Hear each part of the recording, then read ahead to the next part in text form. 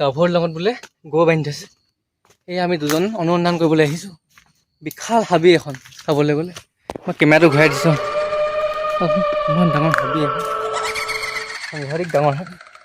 আমি দুজন আহিছোঁ, হাতত মাত্ৰ দুটা পাথৰ, হাথিয়াৰ বুলিবলৈ একো নাই। যথেষ্টখিনি সাহস গোটাই লৈ আহিছোঁ। হে